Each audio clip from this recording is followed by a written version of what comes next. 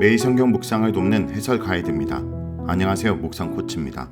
함께 읽고 나눌 말씀은 열왕기하 9장 27절에서 37절까지 말씀입니다. 예후는 요람에 이어 유다왕 아하시야를 뒤따라가 죽이고 이세벨을 죽이기 위해 이스라엘로 돌아옵니다. 자신을 맞이하는 이스라엘을 보며 그녀를 던져 죽이라고 명령하였고 그녀의 내시들이 그녀를 던져 죽입니다. 그리고 이세벨의 시체를 개들이 먹음으로써 엘리야 예언이 성취됩니다. 27절에서 29절은 유다왕 아하시야를 죽인 예후의 모습입니다. 예후가 이스라엘 왕 요람을 죽이면서 아합과 이세벨의 우상 숭배와 악행 때문이라고 언급하는 것을 들은 아하시야는 자신의 어머니 아달랴가 요람의 형제이자 아합과 이세벨의 딸이므로 자신도 아합 가문 사람으로 간주하여 죽일 것이라고 생각합니다. 아달랴가 유다 왕과 결혼한 이후 유다와 이스라엘은 매우 좋은 관계를 유지하면서 아합 가문의 영향을 강하게 받고 있었습니다. 그렇기 때문에 열왕기 저자는 유다 왕 여호람과 아하시야에 대해 아합 집과 같다고 하며 악한 왕으로 평가하였습니다. 예후의 입장에선 자신이 아하시야의 삼촌 요람을 죽였기에 자신을 공격할 수 있다고 판단하여 아하시야도 죽이려고 한 것 같습니다. 이런 상황에서 아하시야는 일단 할머니 이세벨이 있는 사마리아로 도망하기 위해 사마리아로 가는 남쪽 길인 벳하간 길로 도망합니다. 하지만 요람을 죽인 후 전력으로 쫓아오는 예후에게 결국 이스라엘에서 대략 16km 떨어져 있는 이블르암에서 따라잡히게 되었고 그곳에서 예후와 싸우다 중상을 입게 됩니다. 그러자 아하시야는 사마리아로 가려던 계획을 바꿔 무깃도로 도망갑니다. 무깃도는 이블리암 북서쪽에 위치하여 사마리아와는 거의 정반대의 방향이 있었습니다. 아하시야는 무깃도로 무사히 도망하지만 예후와의 전투에서 입은 부상을 회복하지 못하고 그곳에서 죽습니다. 그의 부하들은 시신을 병거에 싣고 예루살렘에 돌아와 다윗성에 있는 조상들의 묘실에 장사합니다. 아하시야가 조상의 묘실에 장사된 모습은 요람의 시선이 나봇의 밭에 벌어진 것과 대조를 이룹니다. 요람은 죽어서까지도 평안을 누릴 수 없었지만 아하시야는 그나마 죽어서는 평안을 누리게 되었고 이것은 하나님께서 다윗 가문에게 내린 특별한 은혜 때문이었습니다. 30절에서 33절은 이세벨을 죽인 예후의 모습입니다. 이블르암에서 아하시야에게 치명상을 입힌 예후는 더 이상 도망가는 아하시야를 뒤쫓지 않고 뒤돌아 다시 이스라엘로 진격합니다. 그의 최종 목표가 이스벨이며 이스벨을 죽이는 것이 중상을 입은 아하시야의 숨통을 끊는 것보다 더 중요했기 때문입니다. 예후가 이스라엘 왕궁으로 돌아왔을 때 이세벨은 눈 화장을 하고 머리를 꾸미고 왕궁의 창에 서서 이스라엘 왕궁으로 다가오는 예후를 내려다보았습니다. 이런 이세벨의 행동은 최대한 태우로서 위험을 드러내기 위한 행동이며 그녀의 자신만만하고 강한 성격을 잘 보여줍니다. 그녀는 끝까지 물러서지 않고 자신을 죽이려 오는 예후에 맞섭니다.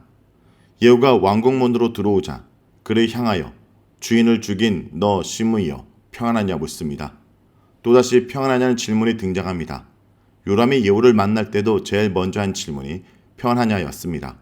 그 역시 이 질문을 끝으로 예후의 손에 죽었습니다. 이세벨도 동일한 질문을 하며 예후를 맞이합니다.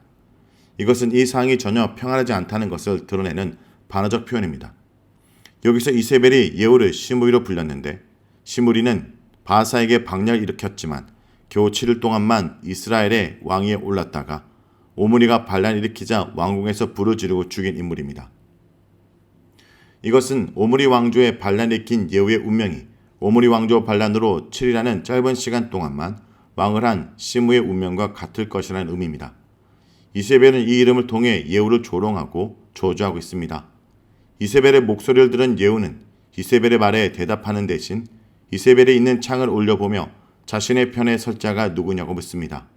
예후는 누구냐를 반복하면서 사람들에게 자신의 편에 서라고 독촉합니다. 이것은 매우 자신만만한 모습이며 이세벨이 아무리 위험이 있는 듯 행동해도 이미 상황은 자신에게 기울었다는 것을 보여줍니다. 그런 상황 속에서 넷이 두 사람이 테라스에서 이런 예후의 모습을 내려다보았고 예후는 그들에게 이세벨을 밑으로 던지라고 명령합니다. 그러자 이세벨 곁에 서 있던 넷이들은 예후의 명령을 따라 이세벨을 밑으로 던져버립니다. 조금 전까지 자신을 주인으로 섬기며 수종을 들던 사람들이 갑자기 돌변하여 예후를 주인으로 여기고 그의 명령을 따라 자신을 공격하는 것입니다. 아마 이세벨의 입장에서 예후의 반란보다 자신 곁에 입에 혀처럼 굴던 하인들의 배신이 더 뼈아팠을 것입니다. 그녀의 피가 담과 말에까지 튀었다라는 것은 그녀가 창밖으로 내던져져 매우 비참하고 끔찍한 최후를 맞이했음을 뜻합니다. 더 나아가 예후는 그녀의 시체를 밟았습니다. 오랜 세월 동안 북이스라엘에 바알신앙을 퍼뜨리고 여호와의 선자를 죽이며 온 이스라엘 하나님께서 멀어지게 하고 그 영향을 남유다까지 퍼지게 한 이세벨 왕비는 이렇게 비참한 최후를 맞게 되었습니다. 34절에서 37절은 이세벨에 대한 엘리야의 예언이 성취된 내용입니다. 이렇게 이세벨을 죽인 예후는 이세벨의 시체를 그대로 두고 왕궁으로 들어가 먹고 마시며 잔치를 즐깁니다. 그는 일부러 이세벨을 장사 지내는 것을 지연시키며 그녀의 비참한 죽음을 많은 사람들에게 공개적으로 알렸습니다.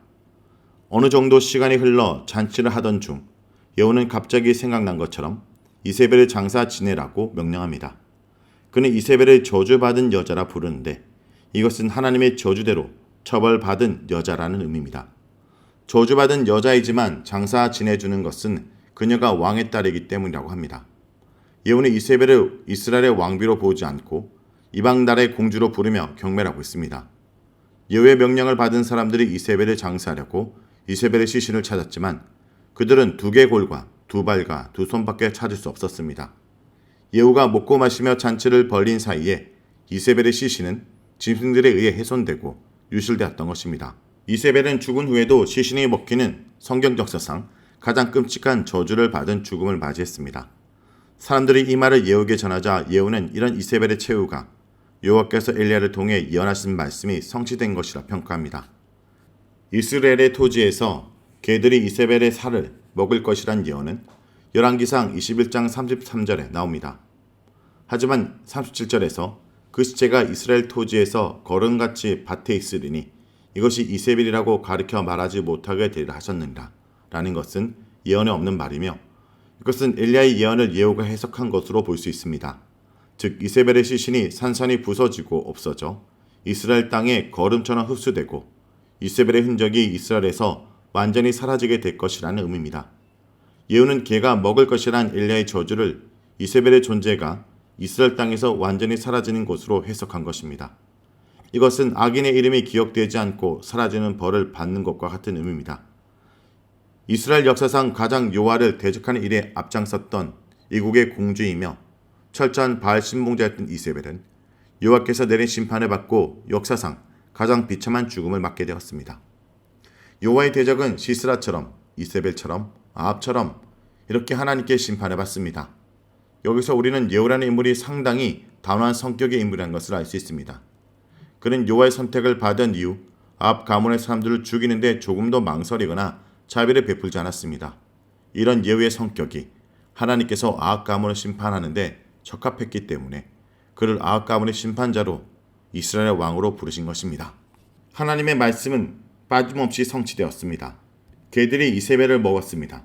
이세벨이 받을 수 있는 마지막 호의는 개들이 먹다 남은 시신이 매장되는 것이었습니다. 디셉 사람 엘리야를 통해 주신 예언이 단 하나도 빠짐없이 성취되었습니다. 내가 죄에 눈 감는다고 하나님도 그런 죄에 눈 감으신 것은 아니라는 것을 잊지 않기 원합니다. 말씀을 놓고 기도하겠습니다. 주님, 주님의 말씀이 반드시 성취됨을 믿습니다. 그 말씀 앞에 도망치거나 그 말씀을 회피하는 자가 아니라 회개하며 순종하며 나아가는 자가 되게 하여 주시옵소서. 예수의 이름으로 기도합니다. 아멘.